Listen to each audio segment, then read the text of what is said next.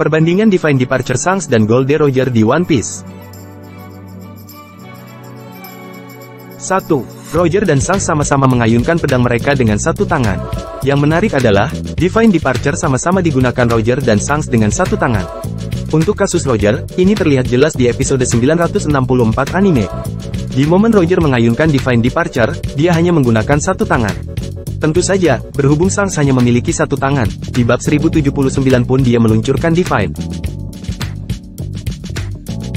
2. Perbandingan efek Divine Departure Roger dengan Shanks. Goldie Roger dulu mengerahkan Divine Departure ke Kozuki Oden. Kozuki Oden berujung terpental jauh, namun dia kemudian bisa langsung bangkit lagi dan berlari ke arah Roger. Saat Shanks mengerahkannya ke Eustace Kid, Kid tumbang setelah kena. Killer, yang mencoba membantu Kid, juga ikut tumbang. Kapal Kid juga sampai menderita kerusakan. 3. Perbedaan mood Roger dan Shanks ketika mengerahkan Divine Departure. Yang harus diperhatikan adalah, Goldie Roger tidak punya masalah pribadi dengan Kozuki Oden. Bahkan, Roger sejak bab 964 tertarik ingin berjumpa dengan Oden. Mood Roger dalam pertarungan melawan kelompok Shirohige pun terlihat baik. Jadi, saat Roger menyerang Oden, dia mungkin tidak benar-benar berniat untuk membunuh pria itu.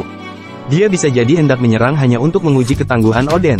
Sementara itu untuk Shanks, dengan Kenbun Soku Haki level tinggi, Shanks sudah melihat Kid akan menciptakan kehancuran besar pada armada sekutunya.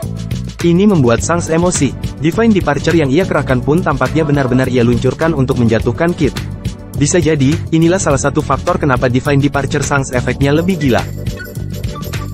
4. Perbandingan korban Divine Departure Shanks dan Roger.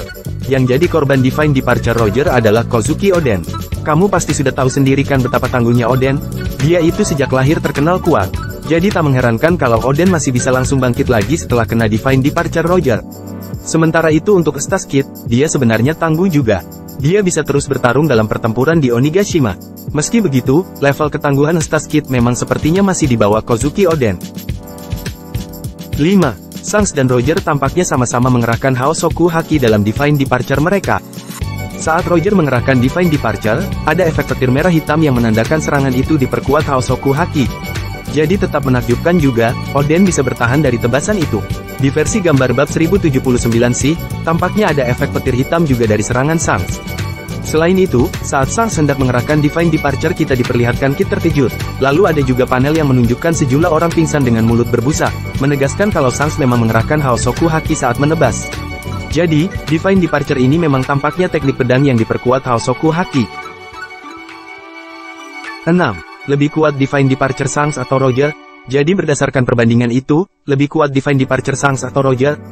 Mungkin agak sulit membandingkannya, karena ada perbedaan situasi saat mereka mengerahkan serangan tersebut. Serangan Shanks mungkin terasa lebih dahsyat, karena Kid dan Killer, dua petarung yang sudah jelas tangguh, bisa tumbang. Kapal Kid juga sepertinya menderita kerusakan karena Divine Departure Shanks.